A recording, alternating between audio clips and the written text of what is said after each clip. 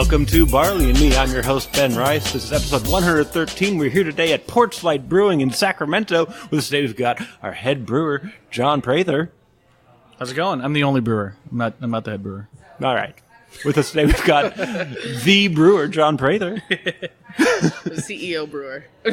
And also, just a woman about town, community organizer, head of the Sacramento Arts Commission, Maya Wallace. How are you? Good afternoon. Good to see you. Yeah, thanks so much for doing this. This is great. I'm really glad you're here. Usually, John, I would focus on you first, but Maya, you are literally everywhere, doing everything all the time. So tell us whatever you want to tell us about who, how, and how you are. Okay, let's see. I'm a 19-year resident of Sacramento. I moved here next week, 19 years ago. Oof. I remember because I was staining furniture on my balcony in East Sac. I lived in East Sac for 12 years, and now I live in Midtown. I've also lived in Oak Park. I work on political campaigns. I've been on numerous nonprofit boards, and for the last almost 4 years, I've been serving on the Arts Commission. We've been going through a big overhaul. We've been through a couple of directors, a lot of staff turnover. I wouldn't say that it's intentional, but our goal has been to sort of transform the Arts Commission so that it's serving the future of Sacramento and not so much resting on our laurels, but sort of contributing to the economic development of our town. So like growing the way Sacramento's growing. Yeah, haphazardly and messily, but with good intentions. Of art and commerce. Yes. Yeah, it's always fun to see what you're up to because it's like you got your fingers in everything. It's a lot of fun. Well, and it's funny because art, it could be just you focus on like the museums or whatever, or the music scene, but it's so much about equity and economic development as well, and education. So it means I don't get to just stay focused on one thing. I kind of have to know what is happening all over the place and making sure that we're investing in neighborhoods and parks and all that good stuff. Because you can't just focus on the artists because they need a place to display their art or perform their art or whatever it is. And the people need to know that place exists and like have an active engagement with the community and all of that stuff. It's right, and then just sort of like the storytelling and whose stories get told and whether or not we value those stories and sort of elevating the diversity of Sacramento in a really positive way. Yeah. And that's an interesting challenge that we've been tackling for the last several years. Yeah, and I think that's kind of a Sacramento issue just across the board, or a Sacramento issue across the board is kind of revitalizing what people outside think of Sacramento. Because it's changed so much. Because you've been here 19 years. I've been here 18 years. John, how long have you been around? I've been in the area for most of my life, but not. I've only really spent a lot of time in Sacramento the last few years. Have you seen some changes since you've come in here, though? Absolutely, yeah. It's a very interesting city in a lot of ways. Just its location and the history and like, it's kind of a big city, but it's kind of out in the valley. But it's also the capital city, so there's all this. There's all the bureaucracy and all these things that happen because it's that, and it's just a very interesting city in a lot of ways. I mean, I talk a lot to people about how that impacts craft beer because there's a lot of things about this city that are completely unique to this place. And I've talked to people about like even beer scenes in other parts of the country, and I'm like, I'd have to really sit down and look at those differently because there's certain things about this place that are just so different that made it ripe for this kind of industry to blow up. And it's just a very not strange, but it's very different than most places as far as like, where the money's coming from and why the people are coming here and the history of it is these are old hop farms that were out here. Right, yeah, that was my understanding that like where the bee was like the site of like a huge right. Yeah, it was hop farm. The brewery. It was, it was the from brewery. what I know, the bee was a brewery. Okay. But the Commons at Sac State was a huge hop farm. Yeah. And from what I understand, the way they got the reason they were able to get that land after the war was because it was a defunct hop farm that had gone defunct after Prohibition. So the reason they were actually able to acquire that land relatively cheaply to build a campus on was because it was an old hop farm that had gone away after Prohibition, and then after the post-World War II, they started spending money on that stuff, and that's why that's there, because that used to be a hop farm. All right, so we owe Sac State to beer, is what you're saying. Yes, at least part of it. That. You owe it to people not liking beer. Like no beer Well, education. yes. We're gonna So Sacramento has this interesting, like, kind of old agricultural history. Yes. On top of, like, it's the capital, and then it's become this cultural center for a lot of ways. It's very, very interesting, you know. Yeah, And it's- it like I said, obviously you're more directly operating with that, but even just me being in one little industry, I kind of see how that plays out in yeah. all these weird ways. It's interesting, good and bad for us.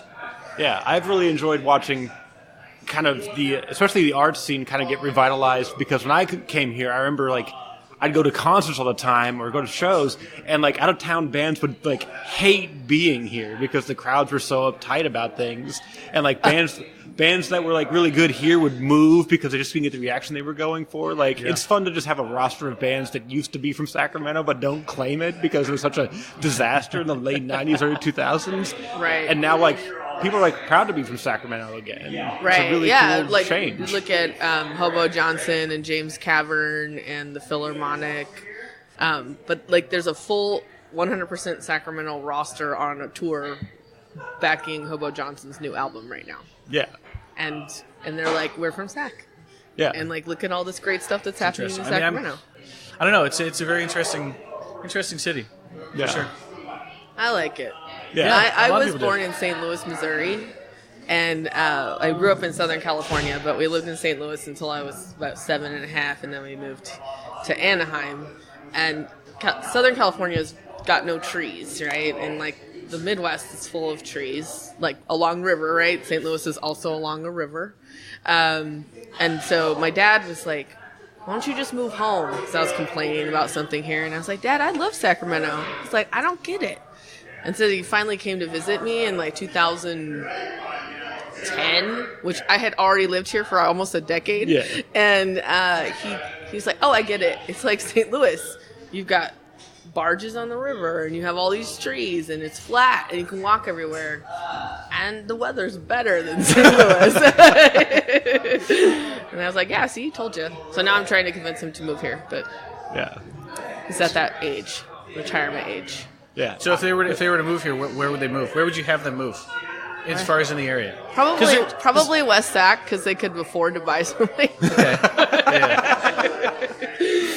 Yeah, it's interesting. I mean, Sacramento's so incredibly diverse in that way, and it's expanding. And like, you know, I don't know if you see this in the beer world, but like so much of it has moved up, you know, up towards like up northeast, Like Loomis-ish? So yeah, well, just like there's been all this kind of growth out there. People are going out there. Brewers are going out there.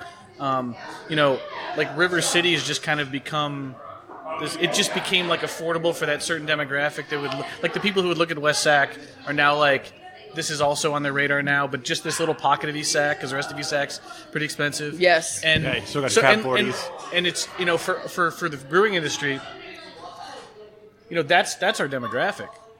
You know, that is our demographic is River City, and like River Park. Why did I say River City? River Park. Oh, okay. River Park community. Yeah. Now I remember when River Park was a little bit janky, and like it's not anymore. Now it's become one of those places where somebody who's trying to buy their first house doesn't have a ton of money is looking at. They're like, there's pockets where like everyone Yeah. kind of is going to West Sac being one of them. Yep. You know, and you know, I used to work for a brewery in West Sac, and there was 3 breweries that sprang up, and some of that had to do with the fact that had become a community for a lot of people who would be craft beer types who were renting or buying the first house in that Yep. area. And like, I guess like craft beer's kind of like, so you would send them to West Sac though.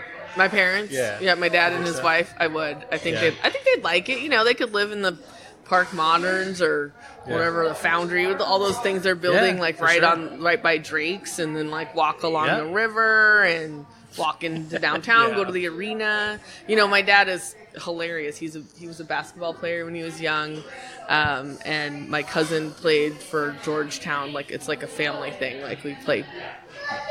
They're athletes, Right. and so my dad is always like following what's happening with the Kings, and he was very interested when Kevin Johnson was the mayor, and he thought it was really amazing that I knew this famous basketball player. Yeah. And I was like, well, he's the mayor. Yeah, he's the mayor. I wouldn't know him otherwise.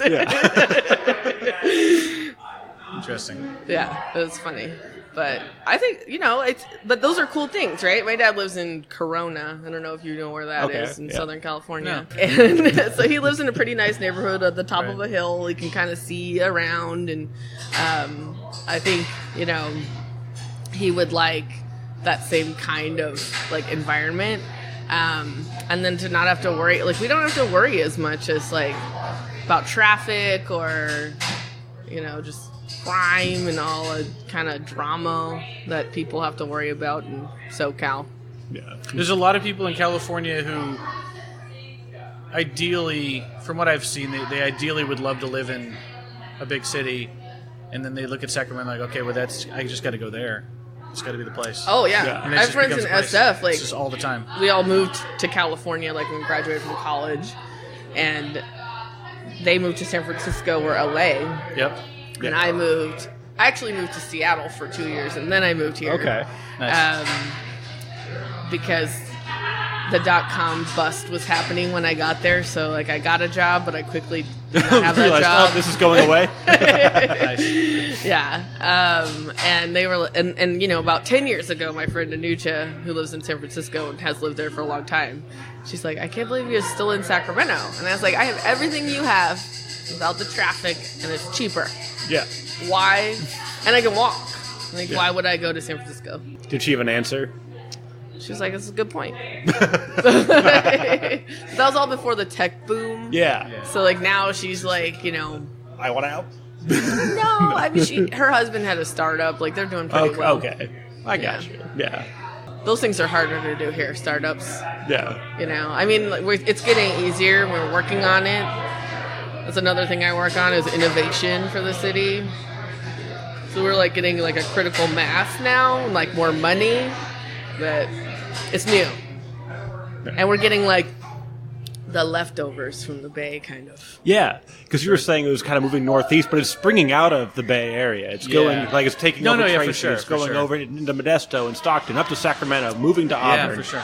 Like, because people just, like, need a place that they can afford and kind of escape that madhouse. Yeah, I mean, I said I was from Tracy. I mean, I moved there when I was in middle school, went to high school there.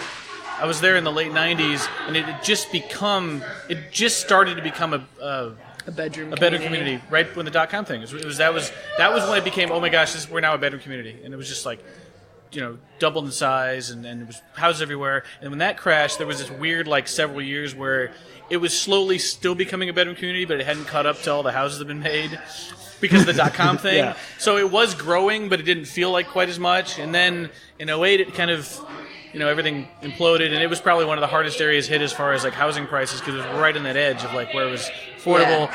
And now it's like I was just telling a friend of mine who just gotten to where like now it's genuinely expanding again, and it's just kind of went through those little cycles. But it's always kind of been on the cusp of being a better community. But it has been, but it I know same that like Pleasanton I think is probably similar. Yeah, I think Livermore kind of. Livermore for sure. I mean when I first came out here, Livermore was still kind of seemed like a little bit of a country town. Tracy was more so, Yeah.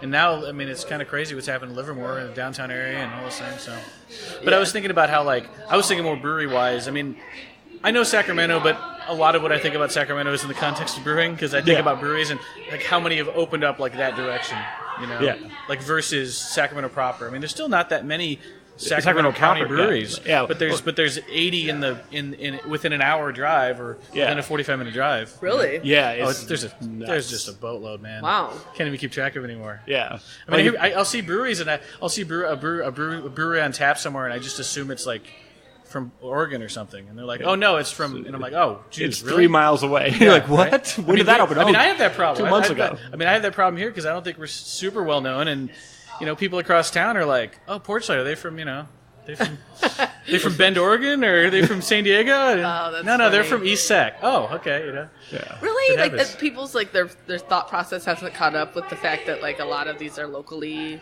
produced. Well, I think for a long time you're just used to the names of all the breweries in town. You're just used to knowing them all. You just kind of know that there's 30 breweries and I know them all. Right. And then one day you get to a point where you're not keeping up and you're not paying attention, and 5 more just open up and you haven't heard of them yet. And and you kind of go, oh man, I don't really know all the names all the time. Still happens to me. People say they went to such and such brewery, and I'm like, Yeah. I just think we reached this point where for a lot of people it's hard to keep track of, and I think what's interesting, and I'm curious if you've observed this, but there's so much competition for the same kinds of properties now. So, like Bike Dog opened up in that Office Park warehouse kind of space on Broadway. No, right. the original. Oh, the original one in Bike West Dog in West Sac, yeah. Yeah. And then there's YOLO and Jack. I know my beer. I'm just making sure. Yeah. I'm like, all my friends have breweries, it seems like. And then, like, now we have, like, this cannabis, like, rush for, like, grows or packaging or dispensaries kind of thing. And so I'm curious whether that's part of that push to, like, other parts of the county and the region is because in the more industrialized, urbanized part of the county, there's so much competition for those same spaces. Probably. That's a good question. I think some of it is just that once it reached a critical mass here, and people realized that, man, there's all these markets that are ripe. I mean, Auburn's ripe and Rockland's ripe, and that's a good point. Folsom's there's ripe. There's a lot of people with money and like So I think people just realize that once something becomes a thing and people are excited about it, suddenly all these markets become ripe that aren't there. And the first handful were out here, and I think there's some of that. I think some of it's the property. I mean, it's hard to say. It's hard to say. And that's one of the interesting things about craft beer is it was a lot of like industrial space for sure.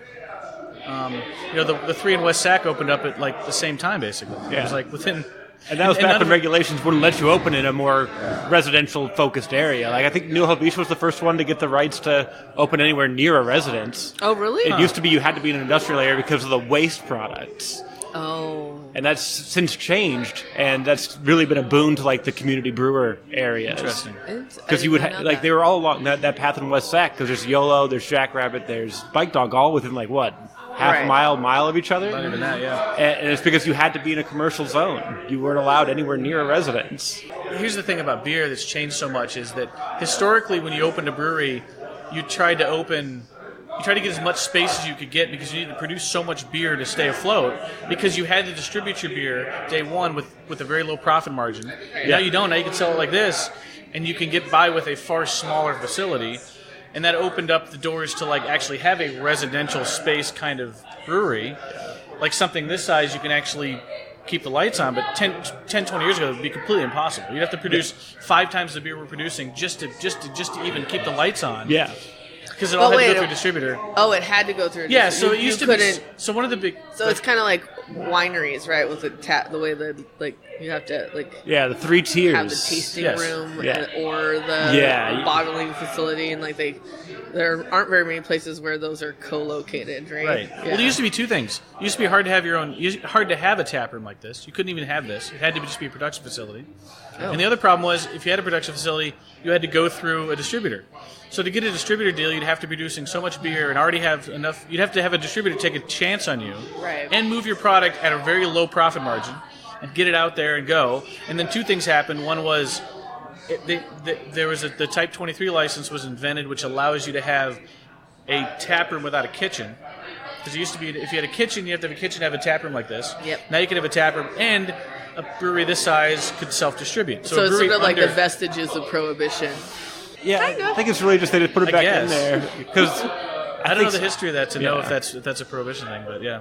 Yeah, I think it was really just because they were all mass-produced beers that would go or regionally produced beers. Yeah, I don't know if I don't know enough about the history to know if that's where the 3-tier thing came from. Well, I was thinking more of like the way Prohibition was like this women's movement around like sin. Yeah, the suffrage. It's like it was a Christian thing, and so this idea that like you could have food, you could have beer if you had food, or you could have booze if you had food. Like all of our alcohol licenses are like bar and grill alcohol licenses, or very few are just alcohol licenses. And so I think that's sort of like a values decision that is embedded in our policy. Wow. But that's not articulated so much. But like it's like when I want to have an event for a nonprofit, I've got to get I want to have an event and I want to get an ABC license. I got to have a nonprofit beneficiary because it's okay if everyone's getting drunk for a good cause, but not if they just want to have fun. You can't just get drunk. Yeah. Right. That's interesting. I mean, I didn't ever thought about it that way. That could absolutely be true. But basically, the fact that you can have a tap room without having food, and you can self-distribute, means you can start a brewery very small, right, and keep the lights on. And then obviously the residential zoning stuff probably is now like accommodating the fact that now you can actually do this. I mean, this size building could not have been a brewery done anything at all. You would have had to fill this place with tanks. It still wouldn't have been enough to distribute enough to it would have been very difficult. So now, is it partially because the price point of beer is higher? There's zero middleman between that tank and those people over there. That's a huge profit margin difference between selling a keg through a distributor. I mean, the amount of volume you have to produce just goes so through the roof. So now, the ideal is you want to produce and sell a lot of beer outside of the brewery, but you can get that base revenue through your tap room so quickly that you can start extremely small. I mean, we were talking about Bike Dog. They started with a 3-barrel system. I mean, that's nothing. That's like 6 kegs of beer, and that's a day's brewing to get 6 kegs of beer. I mean, but as long as it all goes through there, it's direct to the consumer at $5, $6, $7 a pint. You can keep the lights on long enough to do what they did, which was get enough money together to buy a big system, start distributing, open another tap room across town. Right. But yeah, you can get off the ground so much. This was totally impossible 15 years ago, legally. This episode of Barley and Me is brought to you by The Art of Beer. Tickets are on sale now for the 8th Annual Art of Beer Invitational, happening on January 24th, 2020 at the McClellan Conference Center in Sacramento. Enjoy unlimited pours from more than 40 craft breweries, food samples from local restaurants, plus an art gallery and silent art auction featuring artwork donated by the participating breweries. The event benefits Make-A-Wish, Northeastern California, and Northern Nevada. Get your tickets at artofbeerinvitational.com. Barley and Me listeners can get $5 off by using promo code BARLEY5. That's artofbeerinvitational.com using promo code BARLEY5. The Art of Beer returning January 24th, 2020. I was just thinking about how you can't do that as a home winemaker. It's impossible. Well, yeah, you need all that space because wine's better with age. You need somewhere to put it. It's and all partially that, but I mean, Revolution is the only place I can think of that's been able to make their own wine and have a kitchen and have a small business that works. My friends and I used to make wine. We made a lot, but we could never sell it. You're not allowed to sell your wine, right? So we'd have to go through Revolution to sell it, which we did do once. And wine also has the issue where terroir is so important, from what I understand, where a grape from Italy is going to taste different than a grape from Clarksburg, and you can't really change that fact. That is true, but you would be surprised how amazing a good wine from Clarksburg is. No, I know they can be good, but it's something at least different. Yeah. I can get the ingredients it takes to make the same beer that anybody can make all over the world. Yeah, I can just do that. The ingredients I can get the grain from Germany and the hops from England and make whatever. Right. And wine, it's you are at the mercy of the terroir a little bit, which adds a layer of quick spoilage on stuff. those grapes. I don't know that much about wine. I have some friends in the wine industry, and that's kind of what I've understood about that difference. And home brewing can make extremely good beer, but home winemaking is very difficult to make. This really is true. Good wine. This is true. I mean, my friends and I were really good, surprisingly good. At wine? Yeah, we were good at wine. Daryl Cordy liked our wine, which I feel is a badge of honor.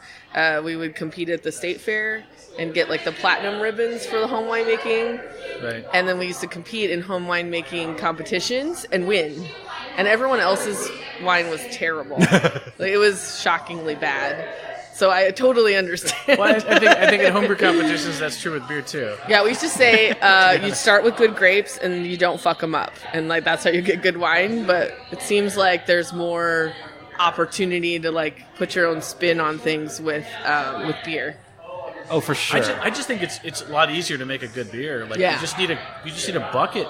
And a little bit of temperature control. It's true. You don't need the barrels. You don't need you can get whatever ingredients you want. I mean, we used to make wine in carboys. It's not that hard. Yeah. No, fair, I mean, yeah, but okay. Well, where'd you get the any wood flavor, any oak characteristics. You just get the little like shivs and you throw them in there, like that way you don't have to have the whole barrel. You'll be amazed. You can do steel canisters. But where are you sourcing your grapes? Clarksburg. Okay. So you're sort of at the mercy of that, which doesn't mean that's not great, but or like Placerville, Fairplay. Right. Yeah.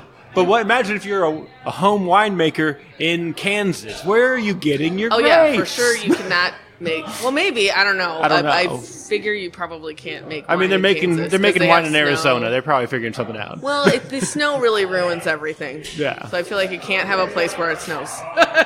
Well, I was just more thinking about the fundamental process being tougher with wine, but it could be wrong. I mean, well, you have to have huge acreage, right? I mean, you've got to like transport we had these big bins, macro bins, to go get the grapes.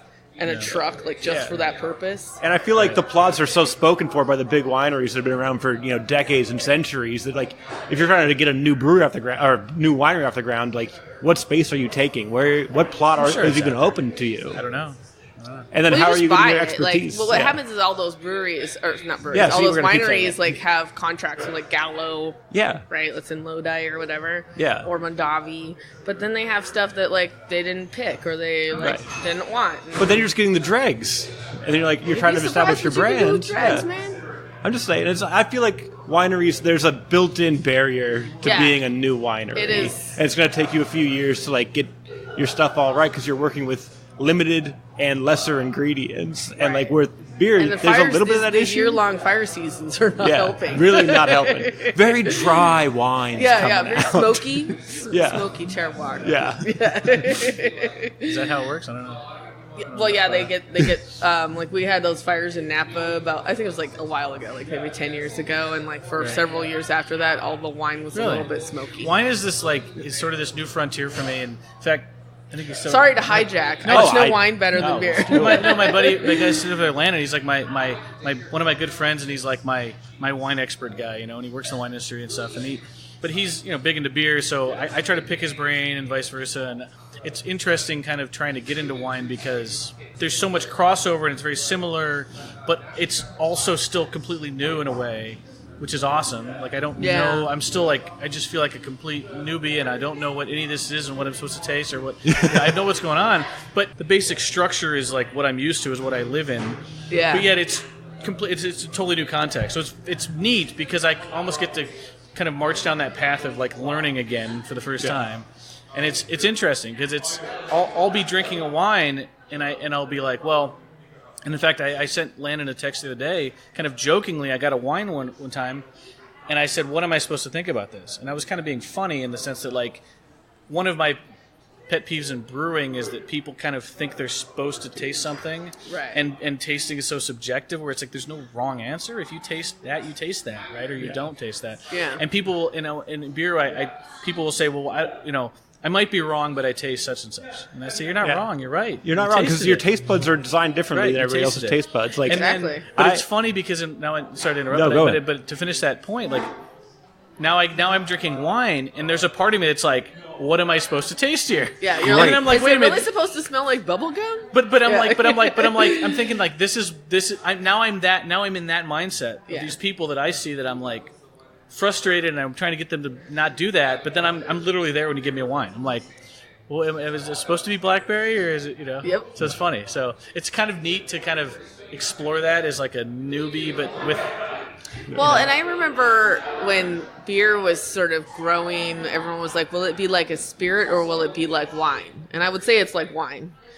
A spirit has to be produced in a specific way, and that's the way. And that's changing, but that's the history of spirits, right? This is how you make bourbon. This is and how then you make stuff. now it's you can infuse it, I guess, but you're still going to make it the way you make it. And then it was but our our beer maker is going to be flexible. Or are they going to always make it in a certain style, and it has to stay that way? And it's kind of started that way. I feel like the Belgian people were very this is this kind of Belgian, and this is what we're doing. But now I think everyone's getting really creative, which is exciting. One of the great things about craft beer is the fact that it goes back to me saying we have access to all the ingredients. A lot of historical styles and the way beers are produced are just based on the realities of where those people made their beer. Belgian beers, the yeast character in this beer and the dryness of this beer, what we're drinking right now, I don't know if you want to tell people what we're You drinking. go for it. It's actually, we've been drinking, we're almost done. I finished mine. Would you like some more? It was delicious. Would you like some more? I would love some more. Same thing? Sure. Okay. So, it's a Belgian Golden Strong. The historical example of this style that sort of is what everybody's biting off of is Duvel. I don't know if you guys know that beer, but it's sort of the progenitor of this style. And in fact, like, a lot of times you'll see people make this beer. This beer is called Satan's Volley. That's sort of a play on Duvel, meaning devil, and it's sort of paying homage to that. Yeah, but like return this beer, service. But this beer versus most beers that you'll get that are 8% is extremely dry, and there's a lot of yeast character. A lot of the flavors in this are from the yeast. A lot of those peppery phenols, some pear, there's some apple in this, and that's coming from the realities of the way Belgians brewed their beer, and the fact that they weren't restricted by the Reinheitsgebot, which is what the Germans are restricted by. I don't know if you ever noticed this, but there's really pretty much no historical German styles that are high alcohol that aren't pretty sweet. They tend to get pretty sweet. Maybachs, Doppelbachs, they're very, very sweet beers. Big Belgian beers, one of the things that makes them so great is how dry they are. This is an extremely dry beer at 8%, and it's because I'm allowed to use simple sugar in a beer, and the Germans weren't. And that's because the Belgians were allowed to. So part of what made that is just because was that of the like laws some WTO thing, or it's just a law. It's just legal. It's it just a law was thing. basically it's sort of like chocolate in like France versus England. If you want to get into the or Reinheitsgebot, Switzerland. the Reinheitsgebot you might find interesting. It was called the Bavarian Purity Law at the time, 1523 sounds right. There's kind of two arguments either way about what really caused it. One is the idea that it was about preserving the hardier grains for times of famine. So it was about keeping brewers from using all the rye and the wheat and the other stuff. And there's the other side that argues that it was just about keeping the brewers in a box so you could tax that box. So either way, it was public policy. Yeah, no, absolutely was. I love that. It was an agreement. It was an agreement that was made, and it eventually spread. You basically had to use the barley and hops and water and yeast, and you couldn't put sugar in a beer. Well, the problem with that is if you get a beer up that's up over 6, 7, 8%, you end up with so much residual sugar from all the malt that you get sweetness. God. And the Belgians weren't restricted by that. So now you look at the modern paradigm, and a lot of one of the great things about big Belgian beers is, the two big things between this and a big German beer are the amount of yeast character and how dry it is. Yeah. And that just goes back to the type of yeast they use, and they were probably because they were in a warmer climate, so they used yeast that fermented warmer, and then they used yeast that liked to be warm and made all these yeast character versus the Germans that tended to make very clean beer. They converted over to lagers before anybody else and started making very, very clean beer, very cold fermented beer, but without any simple sugars. So you have these two completely different styles. These malty, sort of very clean beers out of Germany, and these tend to be drier, crisper, much more yeast characterful Belgian styles. And that's just because of the laws and the history and the access to ingredients. I don't have that limitation at all. I can make both. I can just make both. Yeah. Right? So craft beer is really neat in the fact that we just can break all those barriers down and go with it. And I want us to. We're going there. It's happening very quickly, but I would like it to happen, and that's where it's headed. The fact that I could take this yeast and put it in a German beer if I wanted. Right? Okay. Might taste terrible. I don't know. Let's find out. Right? We'll find out. Let's do it. If it tastes great, you got a thing, and if it doesn't taste great, you've got an experiment. Might come up with some interesting ideas. Yeah. So beer is able to evolve because of that fact that we're not tied to necessarily the same history, the laws, the access to ingredients. They had one base malt they had to make all the beers with. I can get 6 different base malts. Wow. I use 6 different base malts. That's unheard of in the history of craft beer. And you could throw in chocolate. You could throw in nuts. You can't do that with wine. You can't. It's like I know there's chocolate in here, but it's not chocolate. They're like, no, in beer it is chocolate. You are tasting chocolate because we put chocolate in there. Also, this is a good point. Also, our chocolate malt. Or it might taste like chocolate. It's just malolactic acid. Yeah. That is changing the character of wine. That gives you Yeah, we were talking about wineries and how there's no place where you can have food and stuff. Mm-hmm. I think it's because they're like, well, we got to do fancy food. We can't just be serving burgers with our wine. We can't just do panini presses. I know. Although there's a winery in Oroville that does do a panini press, for their food. Panini's like a fancy sandwich, though. Right. Well, you gotta wine it up a little bit. Yeah. You gotta can't just be wine like, it up. yeah, you can't have a turkey sandwich. Like you can have a turkey panini. That's allowed. right. Yeah. A smoked turkey panini. That's allowed. But you can't have a turkey sandwich with cheddar. That's not. Although I think with Sideways, was that the movie?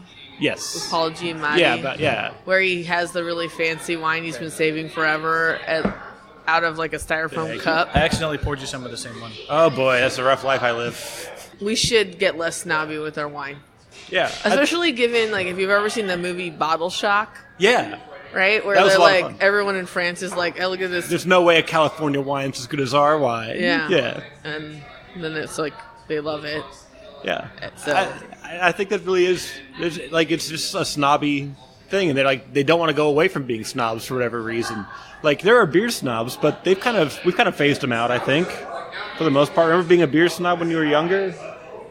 I think they're always there, right? Yeah, there's always a few, but I feel like there's less of them as time goes on. It's probably not true, though. It's probably just me not paying attention to them. You and your circle of people have probably evolved. Yeah, right? that's probably true. But the new people are the one Well, going. because that's what happens. when You you're gotta new, you're- If you differentiate. get 100 new people into something, a certain percentage are going to go down that path. And Yeah, see, yeah. you know, everyone's going to have their mindset, right? Yeah, that's true. That's right. The new beer drinker's always a snob, or they hate it. It's Or they're just, I mean, they're snobs, but it's Because because they're they're trying to excited. understand and learn Yeah. the different kinds, and like that they think that matters at that point.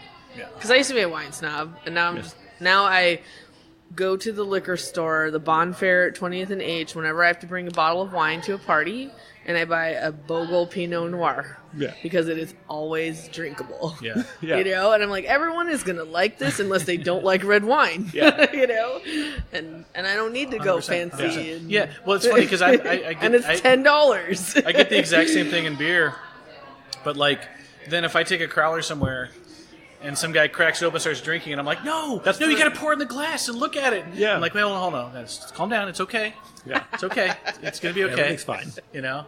Yeah. Usually, by the time people are doing that, they've had several drinks and all the fancy stuff. Or it's is- just not their thing. They're not going to sit and pick apart the pear ester and talk about, Yeah. you know. Well, remember when Lowbrow first opened and they had all the different glassware? I feel like they don't do that anymore. That's true. They had the About Cicerones. right. And, Yeah. do they still have any of that? I don't know. I don't know. I don't know. Well, I think. Man, that's well, they I'll were have to check on they were that and trying then to let you stick know to their, whether like, or not I want to delete that from this podcast. because they were there. Like Lowbrow's not even that old. It's like 6 or 7 years old. But that's like right around the time that the local boom happened. So like before, it's like, well, there's only like 8 or 9 breweries. We'll bring in like 3 taps, and we got 12 taps of all these Belgian and German and English beers. Yeah. So we can do this thing, and now it's like, well, now it's localized, and it's all IPAs, and it's all like stouts. Right. So we need 2 glasses. We're That's a good. good point. Yeah. Because I it just just- always drink the cider, so Yeah, because it is, and Sacramento has great ciders, so that also helps. I do love our ciders. Yeah, which is wonderful. Not many people can claim a great cider atmosphere as well as just a great beer atmosphere. So Sacramento's killing it there too. Don't drink enough of it. Well, I'm I sure just there's good know ones. Two Rivers. 2 Rivers is the best, Common, and that's and 2 Towns. Two Towns. Yeah, That's the a lot of 2s. I love Two Towns. 2 glasses, 2 glasswares. Yeah, Yeah, pint glasses and whatever these are. like Tulips. for instance, I mean, this would be like you call this a 13-ounce goblet. I like goblets. You know, like if I'm going to give somebody beer and I want them to enjoy it as much as possible, I'm going to give them a small pour in this glass. It's going to taste the best. It's just well, going to taste it's the the best. same as with wine, right? Like you do not want to drink wine out of like a tall, narrow thing unless it's champagne because it's Right. not bubbles, and like you want a wider so it has like time to surface area to interact with air, aerate, Yeah. so that it brings out the flavor. Like it's nerdy, but it's for a reason. yeah. Well, it comes down to whether or not It's you physics. I mean, I have those elements of that of elements of snobbery. I guess that'd be a great beer name. Elements of snobbery. Yeah, it would. What I like that. some kind of would have to be? That'd have to be some kind of adjunct laden Yeah. something, right? Or just a really good pilsner. Like it's like we froth the head, just like we're out in Germany. Yeah. Okay, elements of snobbery. Okay. Yeah. I'm gonna write that one down. Yeah, it's also recorded for posterity. Okay, if somebody steals it. This Here is first. Yeah, today's date, October 26th, 2019. There we go. I don't really care. Right. Just let me drink The one. time if you guys is- use, if you guys use this name, just send me a 4-pack of cans. And Yeah. There you cool go. with it. I don't mind that much. But yeah, I mean, I have plenty of that, but it's I hope that it's centered around wanting people to enjoy beer as best they can and have it be a good thing for them and enjoy their beer. Sorry, not I just thought of not just out of just I want it to be that way out of pretentiousness. I hope so. I try to convince myself that's how it is. You want to impress people who know their beer, but then you also want to be accessible to people who just want to enjoy. I like this. Like I said, I like this glass because I genuinely think it's a better way to serve a lot of these beers. Yeah. It just genuinely is. Right, I figured out something for the elements of snobbery. As we know, there's a lot of main elements in the earth, so we need 5 elements. So you got your hops, your malt, your yeast, your water, and your adjunct. The 5 elements, take the best of everything, make one beer with it. It'll probably be garbage because they don't play together well. Boom. Elements of snobbery. And we used fire. I like it. What's that? And we used fire to make it. Yeah. And heart. That's right. Always. I like Elements it. of snobbery. That's a great name. You can do a lot with that. Take one of those barrels. I can take one of those barrels and gonna dry hop those barrels. I don't know. That's a good question. Anime. You can cover a lot of ground. So many with elements things. of snobbery. Yeah. It can be anything. Because you could make like something that's like high-end, highfalutin, but then like also just like one part of that. Yeah. And then My make... Steins over there? Where are we going? You see the Steins at the edge of the bar? Okay, yeah. So we did that for Oktoberfest. Is that snobbish? Or is that not snobbish? Is it? That's a question. I don't know. Well, the cool thing is, they're getting $10 fills for the rest of the month on their Nice. Steins. That's the deal. You buy the Stein for Oktoberfest, and you get to come in and get $10 fills. So now they're getting an IPA for $10. That's a good deal for a Stein. For a Stein of IPA? Yeah, that's Good deal. significantly less per But I know ounce. she's not going to drink 26 of them. She's going to do one and probably one and be okay, done. Yeah. Hopefully. Yeah, and go mean, take a Landon- nap. So I'm going to circle way back to earlier in this conversation. We were talking about like how you can make a brewery that's much smaller than you used to have to do it. And that kind of came along with the residential allowance, but it also kind of came along with like people really wanting that rare beer that like, this is a beer I haven't had before excitement. So like there's no need to mass produce at this point. Do you feel that might be the case that people are like excited about it's new, it's small batch, I'm excited about this. Yeah. Like As those long kind as- of go hand in hand, those two transitions. Yeah, as long as the associated kind of price increase goes along with that. I mean, there's a big economy of scale difference there, and I would for example, like I was just pointing to those barrels up there. I have 4 barrels right there of it's an Imperial Baltic Porter that's been sitting in Tennessee whiskey barrels for about 7 months, and I'm not going to get a lot of beer out of that. Yeah. And I didn't make that thinking, man, this is going to make me a bunch of money. I mean, I'd have to charge $50 a glass to have that actually make a lot of money off of it. So it's nice to do, but like at this scale, I'm not sure that's even really I'm not thinking of that as like a money maker, Yeah. I'm just thinking that it's something fun to do. And, it'll probably be an expensive beer and, hopefully people like it, but I don't know if that's necessarily true. I think we might run into a wall soon where can these people produce and sell enough beer to really make any amount of money at all, or even keep the lights on? I hope so, So I think we might be going to this point where there's all these little breweries, and it's really neat, but How do you make a living out of that? How do you make a career out of that? I don't know. I don't know how that's going to play out. I really don't. Yeah, and then you 'cause have it's really this small. secondary tier, right? Like, and how do you get to that next level of distribution without like selling your soul? And, Well, they were and making now, plenty of like, money before. if you think about like the cost of like property, right? It's something I care a lot about is housing costs, land costs, right? Right. Construction costs, all that stuff. Like maybe small brew pubs are like the canaries in the coal mine of like the economies of scale sort of conversation. I think Absolutely. they are. Yeah.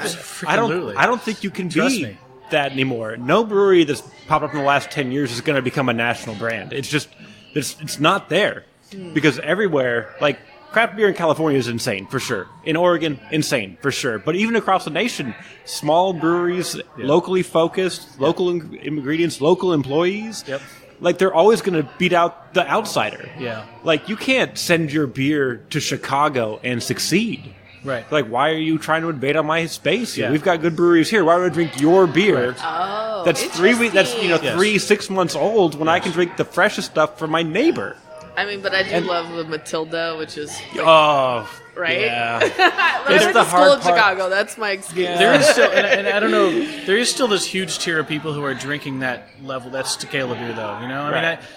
I think it's easy if you're in craft beer, and obviously you're around craft beer, and you guys, and if I'm brewing beer for a living, it's easy to kind of forget that there's still a lot of people who just go drink a case of Lagunitas every 4 days. It's still a huge part of the market. But that's been a part of their life since the early 2000s when this was a cool thing. Yeah. And now But what's funny but here's the thing though. Yeah, it's wild to me that Lightning Kugels is available in California But those people know Track 7 Panic now. Right.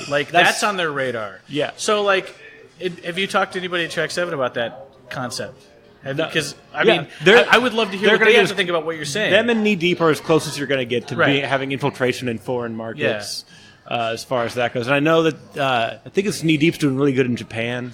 Really? Wow. Somebody's doing good in Japan. Kidding. Yeah, it's really weird. Tom Waits. Tom Waits is doing great across the nation, across the world. Tom Waits but he's also one of the old school guys. He's been around for decades. And you trust him. You're gonna listen to the new album. It's just gonna happen. Tom Waits is gonna be good. He's always good for something. These new bands.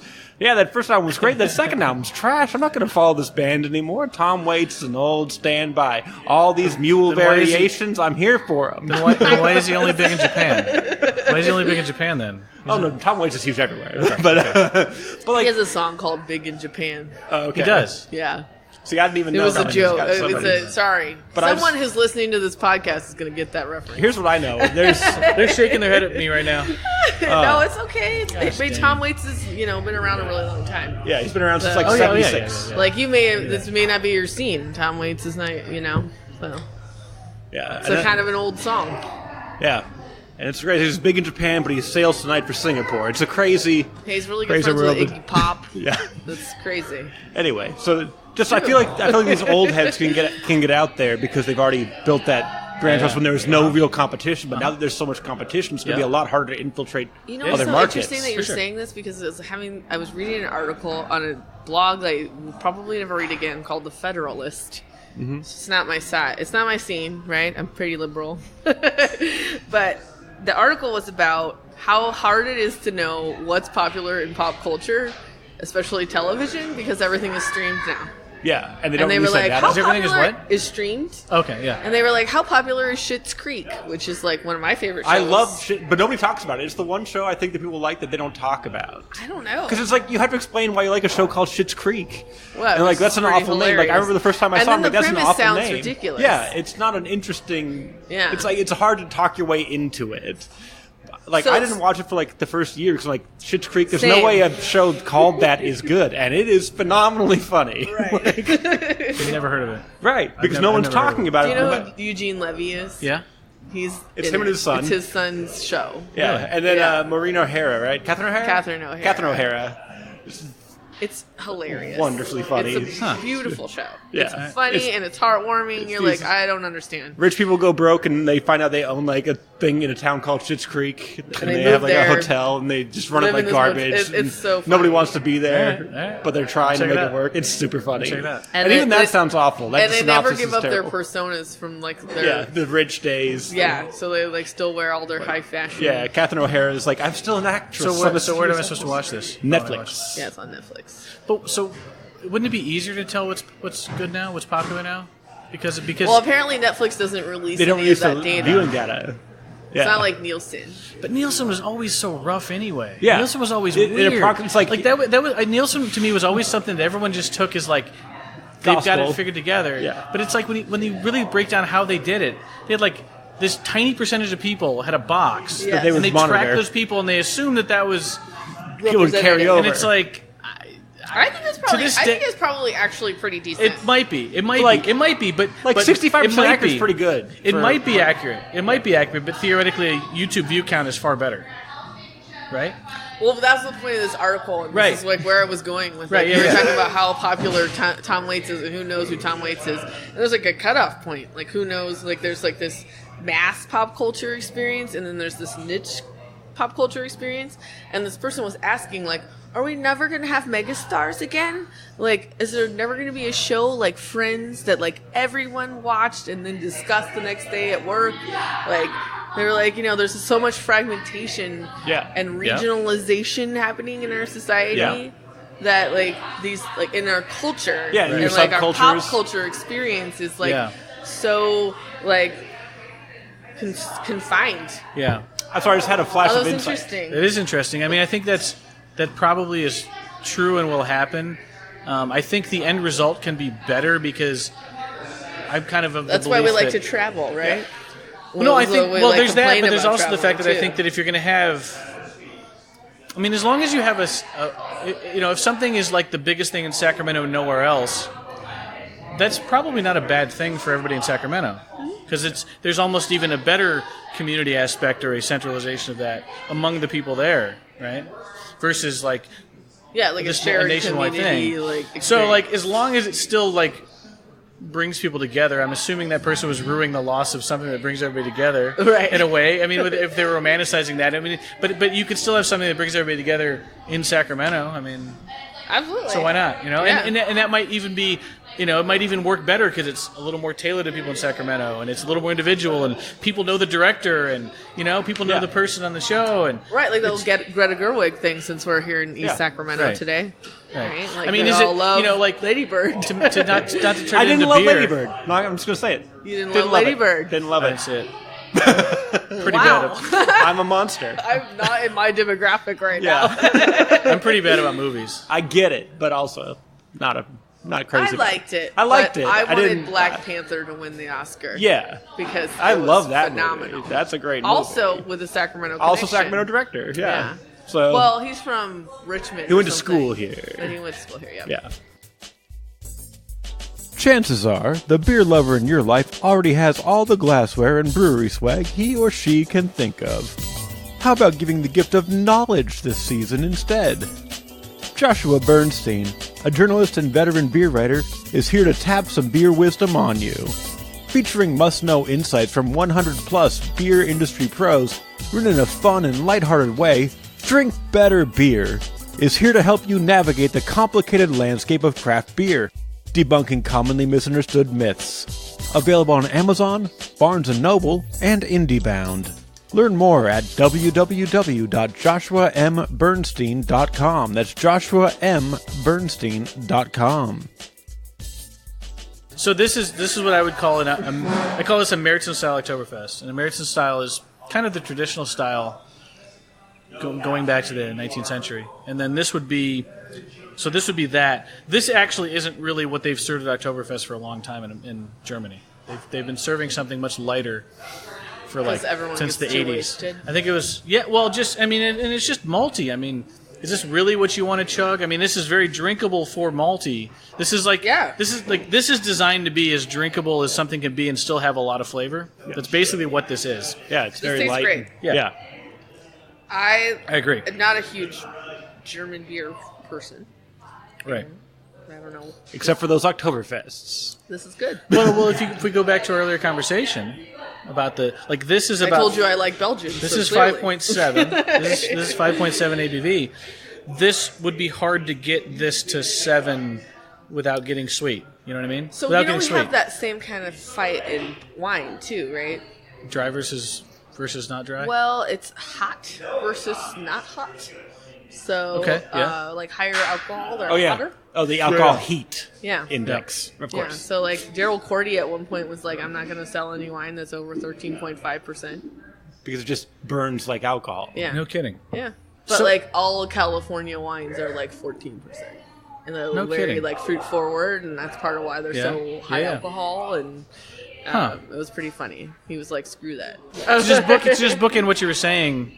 In America, the word Oktoberfest usually means a malty or Meriton style, even though that's not really been an Oktoberfest beer in Germany for a long time.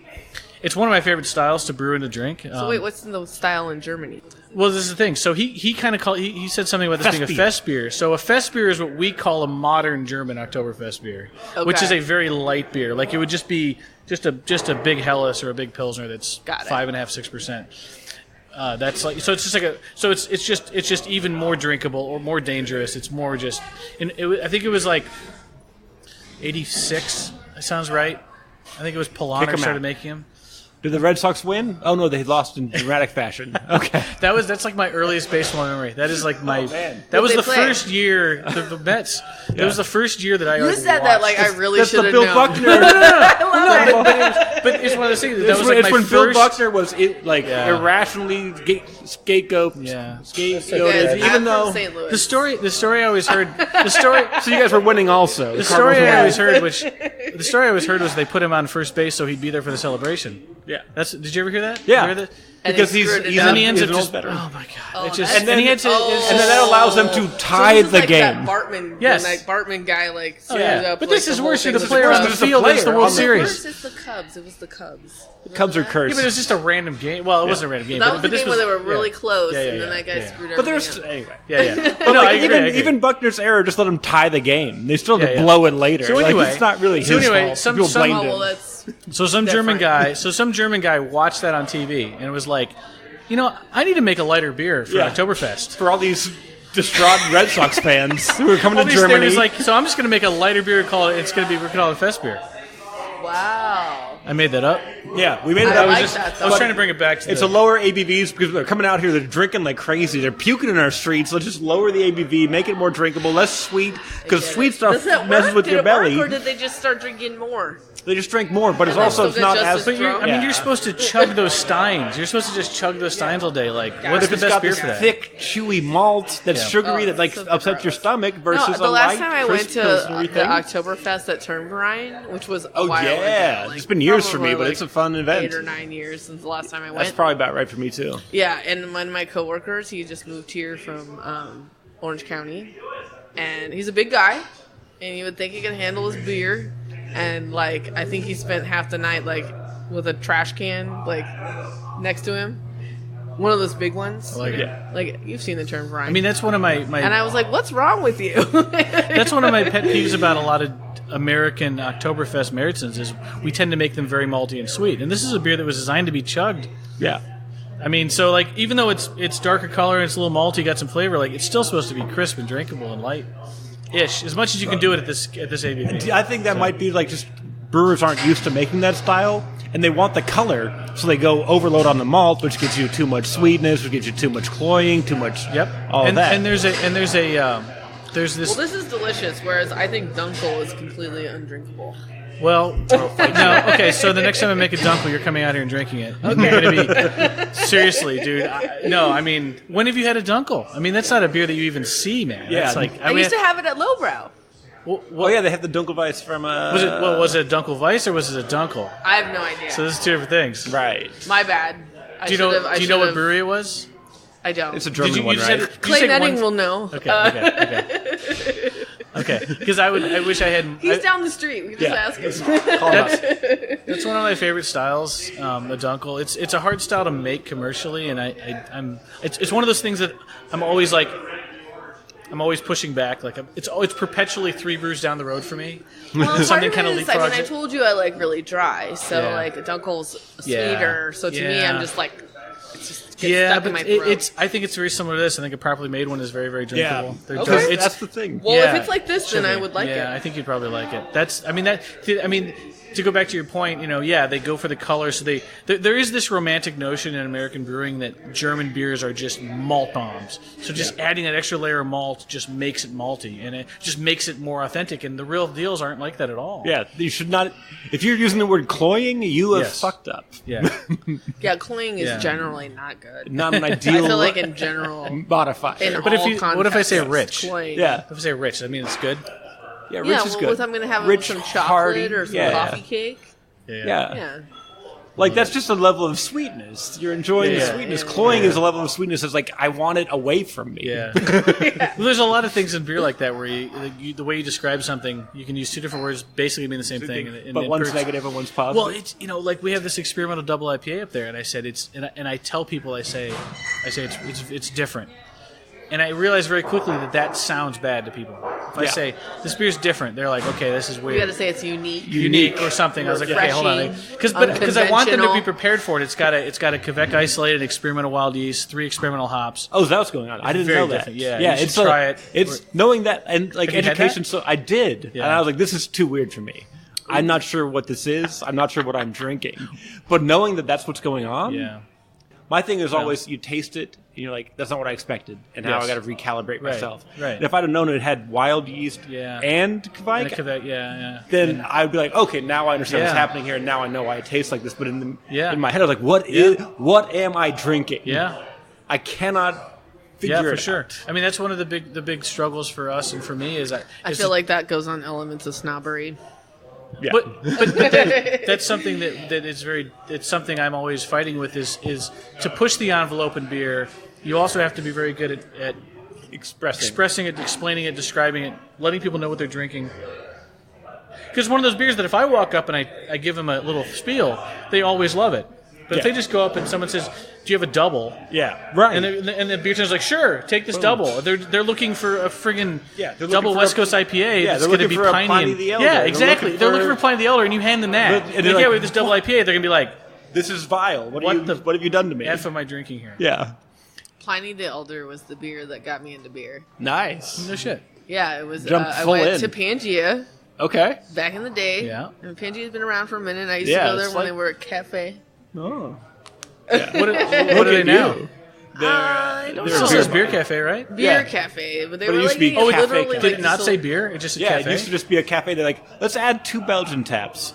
That went pretty well. Really? Yeah, it used to be like Okay. a coffee shop. I thought that was part of the original plan, was to have it be that way. It may have been, but And they just didn't I do think it right Rob just didn't have the. He's like, I don't think there's a market for it. He's like, I think there might be enough of a market that I'll throw it in there because he's told his story. You know, like you've got to tell your story to sell your thing. And if he's like, I like coffee, people like coffee, and then as he's talking to people about his experiences, like, oh, you lived in Europe and like got to experience that culture and that beer culture.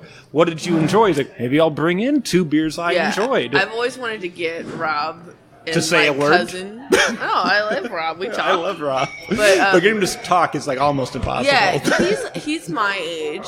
Like he's like late 30s, early 40s, I want to say. And my cousin, who went to Georgetown, he played in Munich, and he's about 10 years younger. And I've always wanted to get them together to like see if their experiences of like playing ball in Europe are different or the same or whatever. Because I think it might be an interesting experience to like have. I bet Rob doesn't know very many other people who've been through that. Right, For sure. Yeah. and especially a 10-year difference with the Euro League is, now you go to Europe and you pick your players because they're so good now. Before it's like there's like 3 or 4 good guys. They're like really good and they're clearly better than everybody. And now it's like no, Europe is like hardcore, like really good players all across the board. Totally.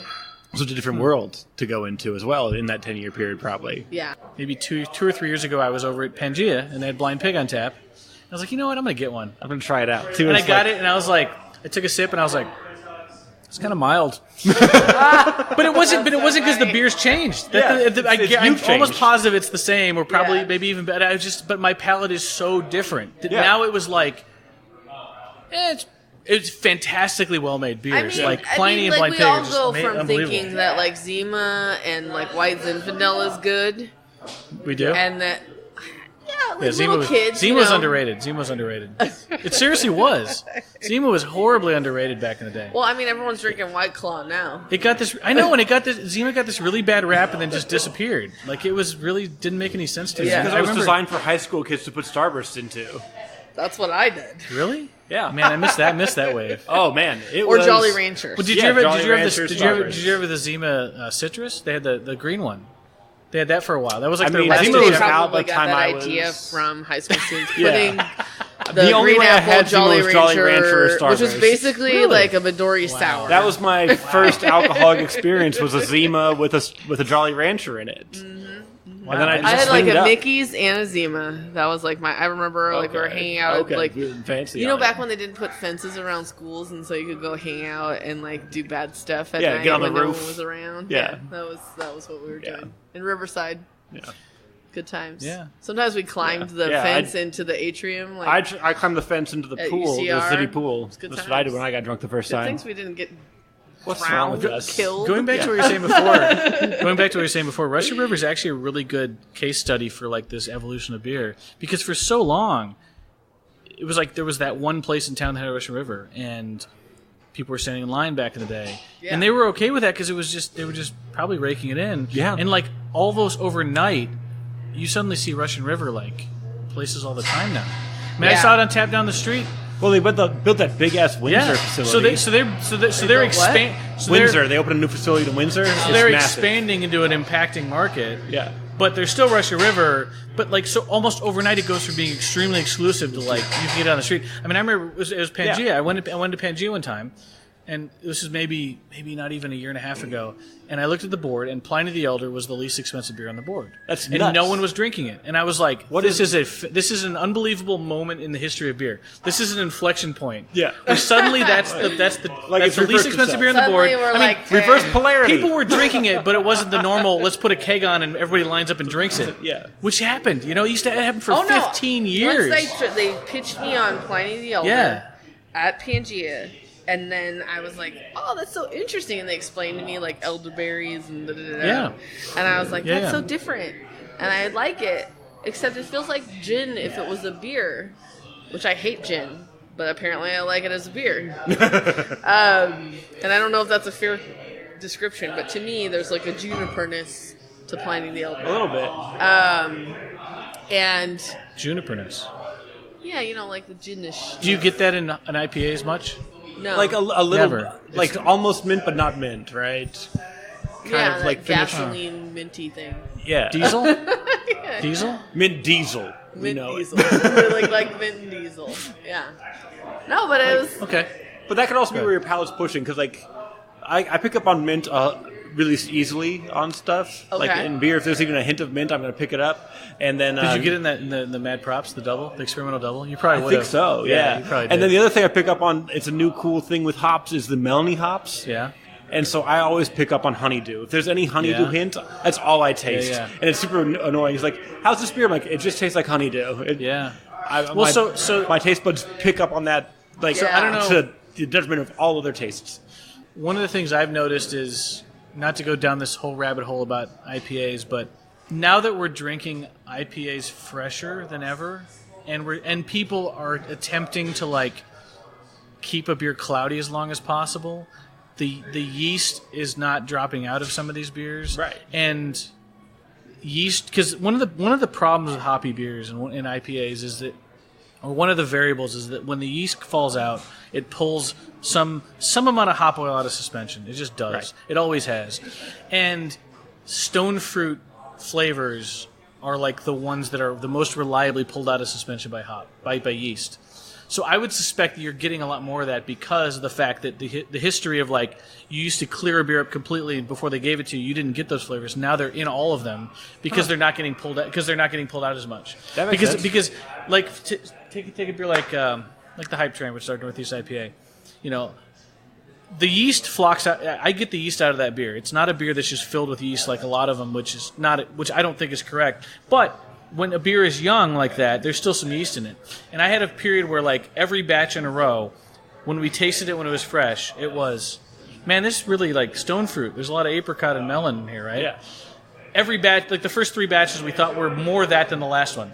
And then in a week, when it finally rounded out, those were gone. And I started realizing, well, that's just because that's part of that complex, you know. And it happens with the West Coast IPA too. Like a West Coast IPA, when it's still cloudy, the yeast hasn't settled out. There's all these like stone fruit notes that kind of tend to drop out with that. So I would suspect that you're picking up a lot of that because of that exact phenomenon. Because now you're drinking more beers where the yeast is still those hop flavors haven't fallen out yet. Well, I did my They're first. younger. Yeah. Yeah, because it's just not I missed my filtered whole out. rant. Sorry, I know. just the short course is that basically when yeast falls out of suspension in a hoppy beer, it pulls some amount of hop flavor and aroma out of the beer.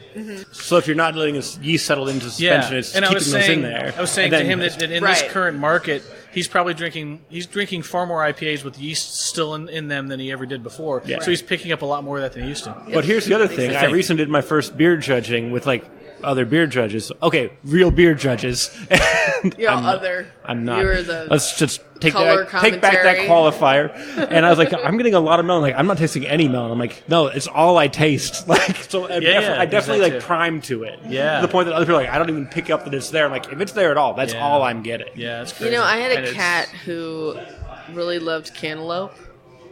Like you should. Well, I know, but Like you should. cats are carnivores, right? And they don't like sweet.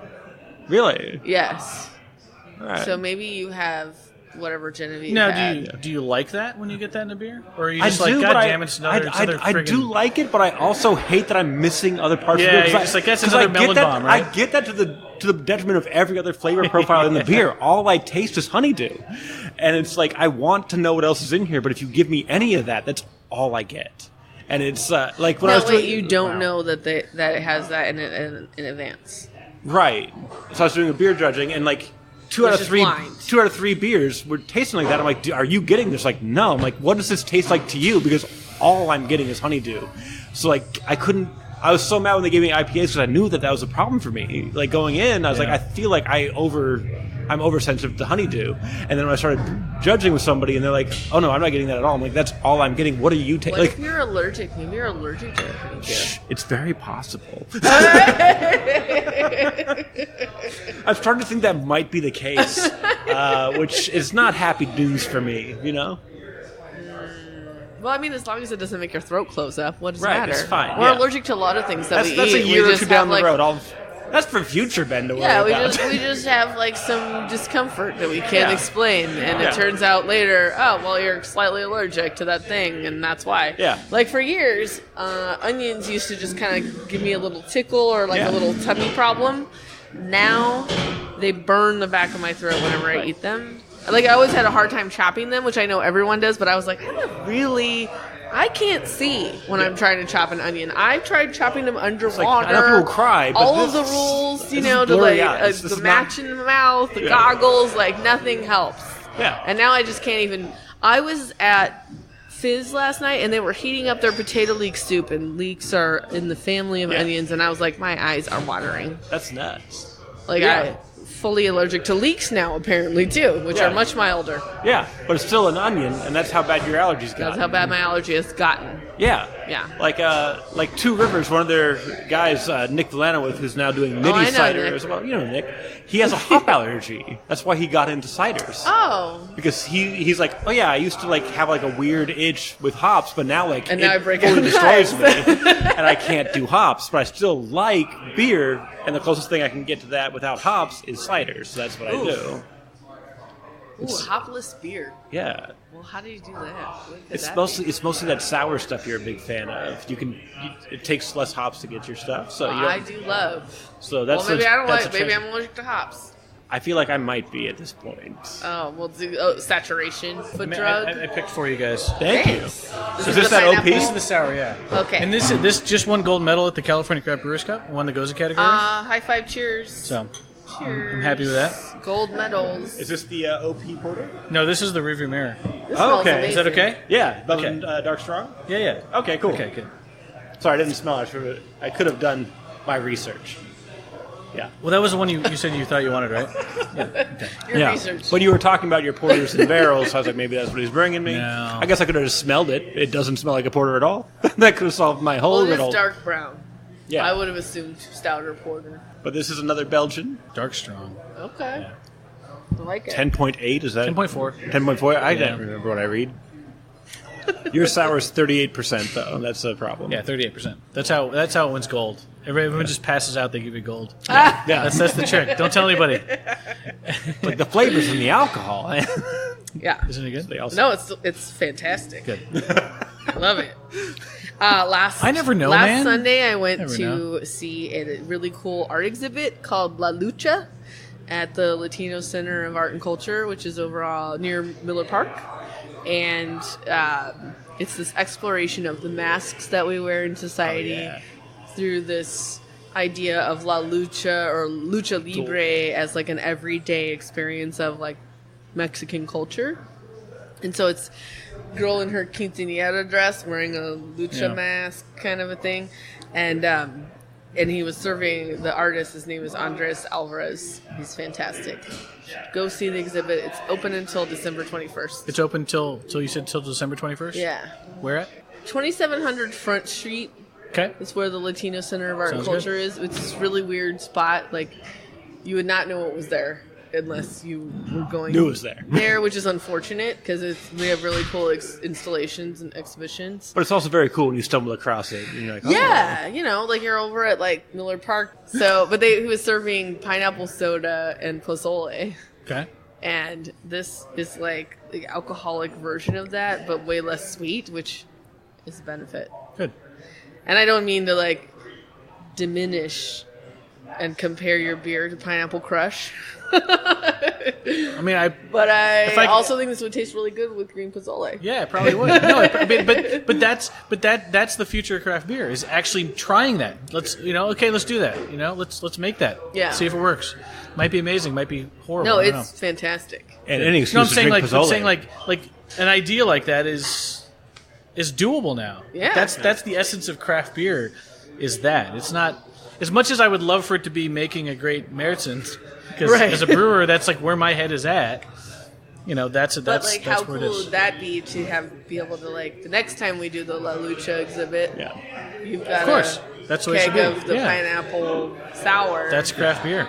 And pozole on. Yeah. Yes. And honestly, any excuse to eat pozole. Right. Yes. And it was very good. Yeah. And he had made it the day before, so it was the second day, so it was very flavorful. Yeah. But I think that's the future of craft beer. That concept. I dig it.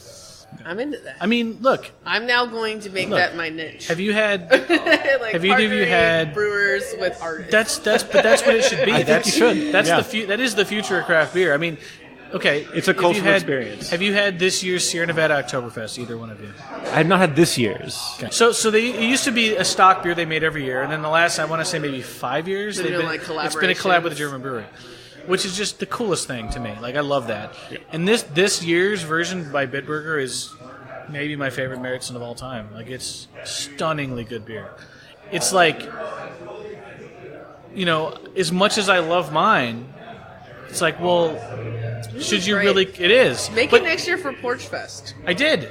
Well, no, sorry, I made it for my Porch Fest. We did. Collaborate with Porch Fest. But the Bitburger one with Sierra Nevada is the balance of it, the malt and hop balance is exactly how I like mine. Like mine is almost me doing the same thing.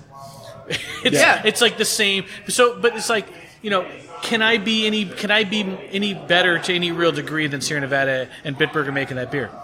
Probably not. If I'm honest, as good as as proud as I am of my beer, as good as I can make my beer, that beer. But can they make a thing for a brewfest in Sacramento? Or so, they can't. That's what I can do. That's what I can make an interesting something. So wait, what's a good brewfest to go to in Sacramento now? Because I feel like I used to go and I went to grad school with Dan Scott, the creator of Sacramento Beer Week. Oh, I just came back from a brew fest in San Diego, and it was the most well-run beer fest I've ever been to. And at 4:30, you're gonna be drunk, but up until about 4:15, it was very, nobody was yelling and screaming in my ear. Yeah. It's this tiny little. It's 60 breweries in a tiny little space. I had that experience where I thought, I'd rather just drink 5 beers over the course of 3 hours, like a beer dinner. Yeah, yeah, that would be the way to do it. Yeah. Well, there's Sac City Brews. I don't know if you guys know that place. It's over on 14th Street. We've been there. Wonderful place, great people, good food. So they have a little kitchen, which is really nice. Doesn't have a huge menu, but it's really nice. And they do beer and food pairing events once every month or two. And that Golden Strong, the first one we had, they're going to do that with some lasagna kind of thing. When is that? I believe it's. I can find out for you because they're just talking about it. I mean, I love lasagna and I love that Belgian. Yeah, so yeah, let's go. But that. But to me, that's to reason. I would be interested in this event. November 16th. November 16th. November 16th. Sac City Brews. What are the odds? This episode will already be out, so people can listen to it. People will know about it because the episode will already be out. Good. November 16th. All right. I don't know what other. I think they do 5 or 6 beers with food pairings.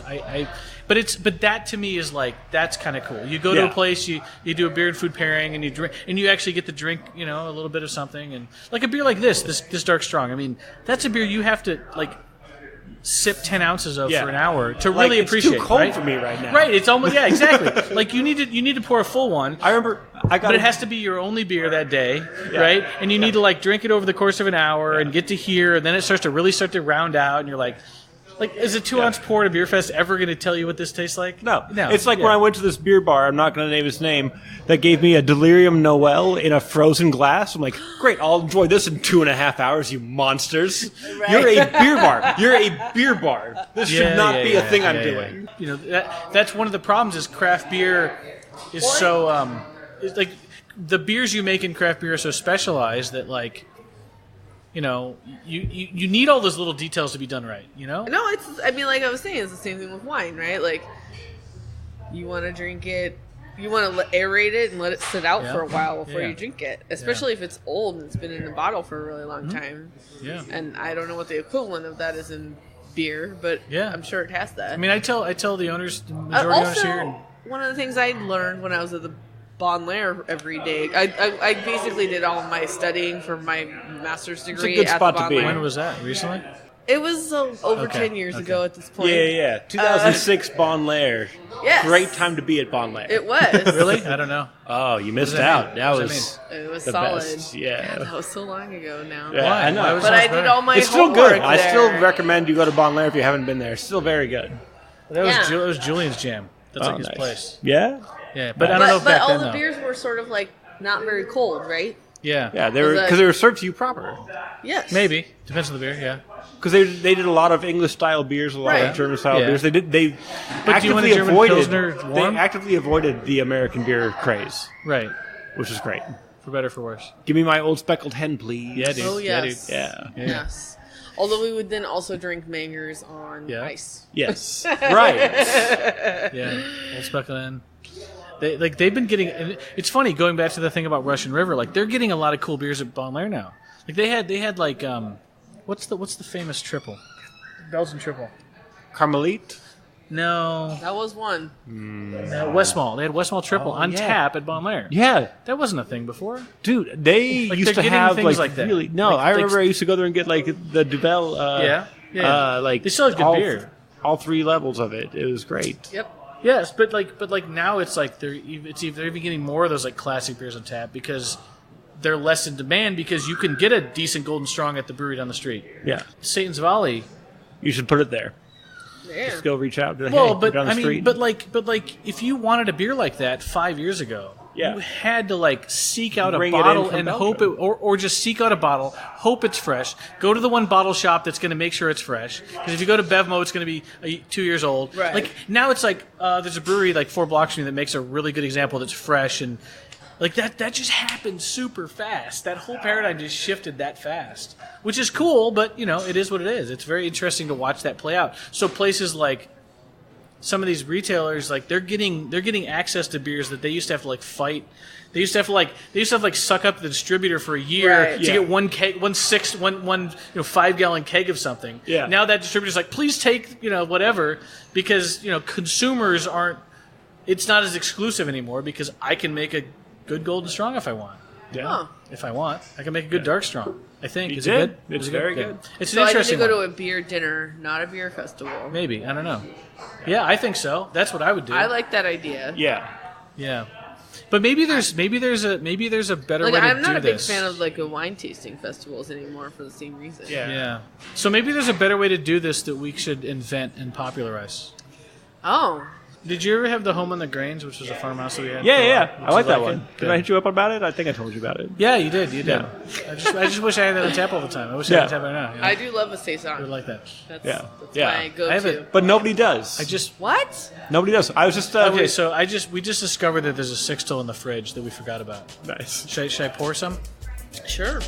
This episode of Barley Me is brought to you by Comedy Night at Crooked Lane, the premier winter seasonal comedy program in Northern California, returning for its 4th year.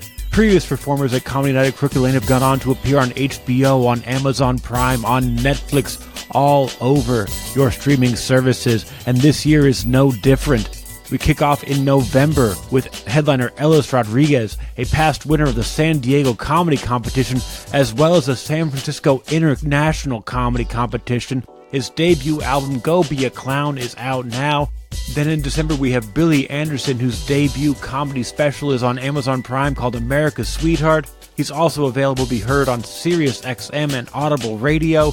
And in January, we have Caitlin Warehouser, an absolute dynamo, a previous winner of Portland's Funniest Person, who's been on Just for Laughs Comedy Festival in Montreal. You can see her on Amazon Prime right now on the benefits of gusbandry, as well as a role in an upcoming Disney film. Then in February, we have Chelsea Bierce headlining. She's a regular at the Punchline in San Francisco and Sacramento, as well as Cobb's Comedy Club. She also appears on Street Comic on YouTube. And then in March, closing out the season, backed by popular demand, is Modesto's own Anthony K., a previous Big Sky Comedy Festival finalist, a multiple-time finalist at the San Francisco International Comedy Competition. He's wonderful. It's going to be a great season. These tickets are $10 a pop, November through March. You should absolutely check it out. These shows will sell out. You can get tickets at eventbrite.com or at the brewery, Crooked Lane Brewing in Auburn, directly 536 Grass Valley Highway in Auburn, California. Give them a ring at 530-878-5232. That's Comedy Night at Crooked Lane, the third Thursday of the month, November through March. It's absolutely worth it. Back to the show. There's a lot of beers like the double IPA, the experimental. When people come in and they want to try it, I'm always encouraging them, like, get a crowler and take it home and drink it tomorrow or 2 days from now. Nice. Because I'm like, you just this beer won't make sense as your fourth beer. Yeah. And you're already drunk, and it's 7.9%. Like, can it's you so really different appreciate when this beer? We were in college and we right? drank beers based on their alcohol content. Yeah.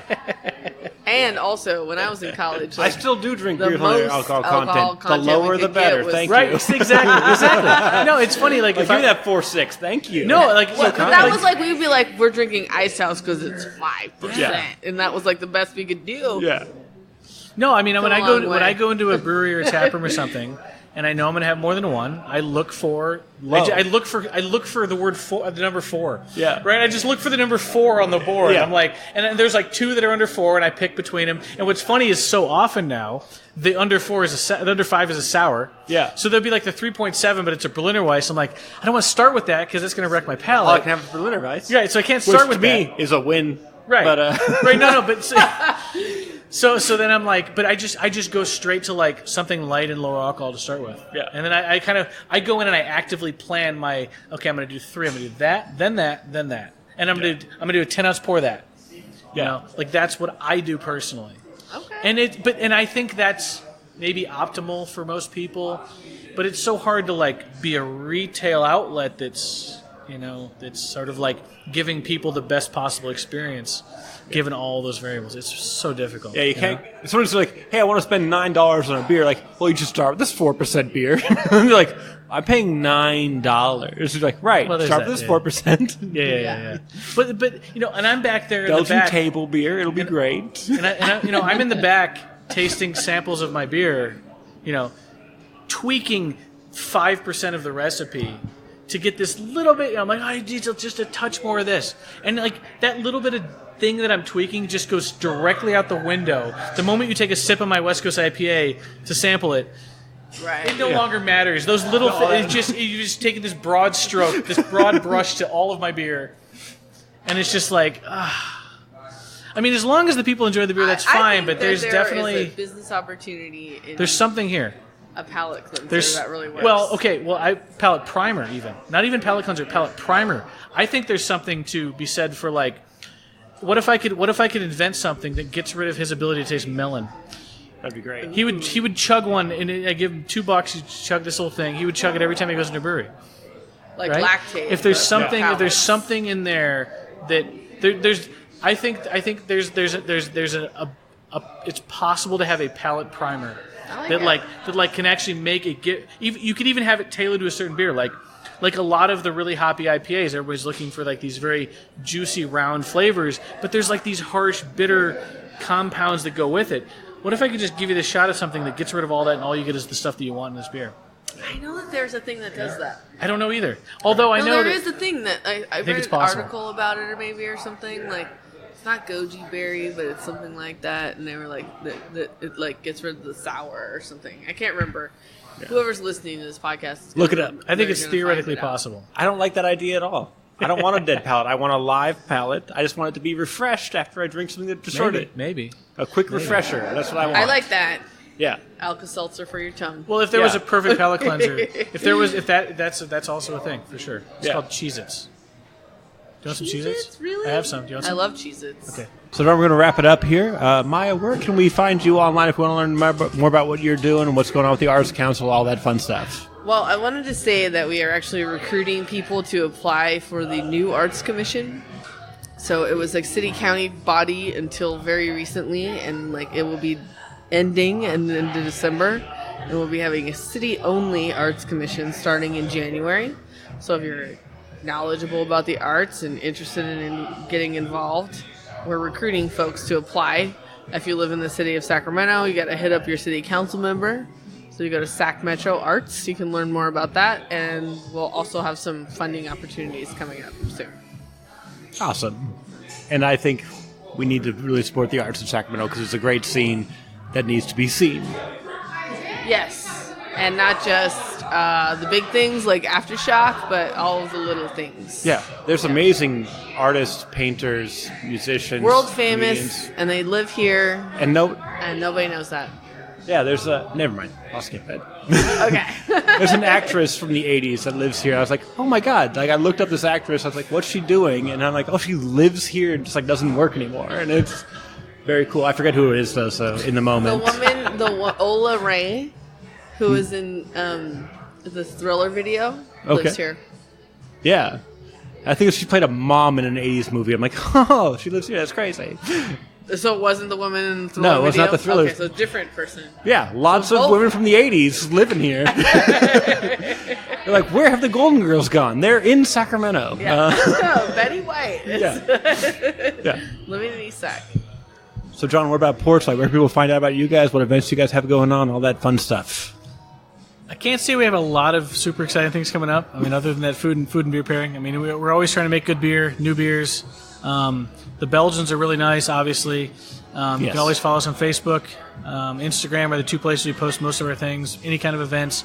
We're always having events, food trucks, new beer coming out. Just keep an eye out. We don't distribute a ton outside of here, but we try to when we can. Most of our beer goes straight out of here, and so. What's your Instagram handle? Porchlight Brewing Co. I believe. He's right, I think. Is it? Yeah. Okay. Nobody ever knows. It's a fun question I ask just to see. They don't know their own Instagram? They never know. It's my Porchlight favorite thing. It's my favorite thing. Yeah. That's Well, that's good though. If I know the mine. brewers know, that means they're probably wasting time. Yeah, Not doing brewing, that. Yeah, right? they're busy promoting the beer Ideally, they they haven't should be made in the yet. back just getting mad at the tanks. Right. Right? Yeah. Yeah, exactly. And like posting videos. I think it's Porchlight Brewing Co. I should look it up. Damn it. I think you're right. Find out. You will like overdub. Obviously, if you type I'll Porchlight, put it in the, Obviously, if you type Porchlight Brewing on Instagram, it'll show up. Same Same you'll on get Facebook. it. Those are the two places we have all of our stuff. Yeah. And then exciting news on the Barley and Me front. You can still find me on Instagram, Twitter, Facebook at Barley and Me Pod. Now with a website, barleyandmepod.com, and new shirts from Zen Thread, Sacramento-based clothier. I like Zen-threads.com. So Can I very say something? excited. Yeah. Oh, and if you come into Porchlight and the beer's not good, don't yell at my beer tenders. Find me. I'm in the back. I'll be covered in hops. Knock on the window. Be like, just flip me off, or just say, come out. Tell me my beer sucks. Don't yell at my beer tenders. If it's really good, you can tell me too. That's cool. Yeah. But you can also It's tell not their beer fault. tenders. It's not their fault. Just don't blame them. Yeah. I like that. They just slang it. And they try to tell it. They tried to warn you. This one's a little different. Well, earlier It's when unique. Earlier when you called me the head brewer, I'm always like, am I the head brewer if there's no Other- second brewer? Brewmaster is what I... But no. But here's the thing, though. That's another one for me because that's a credentialed German. That's an old German credentialed term where you have to go to school, do an apprenticeship, and Right. I always like part of me It's just just kind of like you cringes. don't say your beer tenders are cicerones, right? Exactly. Well, kind of, yeah. And so I always kind of cringe when somebody calls me brewmasters. I'm like, I don't want to disrespect that history, and I'm just the brewer, But if I were to ever, but here's the thing, though. If I had to make a resume for another job, I'd become head brewer, brewmaster, cicerone. All those All things of would it. just show up on the resume tomorrow. Yeah. But when I'm here, I'm humble. It's only after you leave you stop being humble. Right? That's very Sacramento. I like that. Thank you. All right, this has been a much too long episode, 113 of Barley Me with John Prather from Porchlight Brewing. Thank you so much. Say Prager again. I did. I told you I was going to do it. It's There's John. no G. There's no G. It's TH. Fuck. So, This has been so episode- Ben is 3.5 beers deep. We make some really drinkable, high ABV Belgians, as you can see. Yeah. So come down. Here's the thing. All right. I don't know if I feel like this is a normal human thing. If you meet a John, but you think he's Jim, you'll never remember which one it is. Yeah, that's absolutely true. 100%. Yeah. That's what I've done with you right now. 100%. Yeah. And the older you get, the Because more. in my head, Do you I'm know like, where Prager came from? Is that just I've seen that name before, and that's the problem. okay? I almost went to my phone. I'm like, no. I've made the mistake earlier. I won't make it again. I don't need to look. And even as we're speaking, I'm like, you won't make it again sober. What did I No. say before already? I've got to go scroll through. We're all human. That's the thing that brings us all together. Beer and humanity, we're all, God damn it, me. I'm sorry. This is gonna be an 8-minute podcast when it Yeah. ends up getting put on the air. Yeah, he's gonna be like, fuck that. So this has been episode 113 of Barley and Me. That's the name of this podcast for sure. I've done it 113 times. I know that for a fact.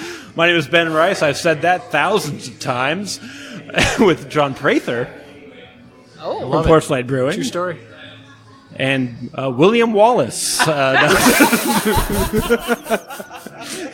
Community organizer. hi. Maya Wallace. From... God damn... Turn it off. Love it. Thanks so much for listening. I love it. Get home safe. Yay. I love it. I love it.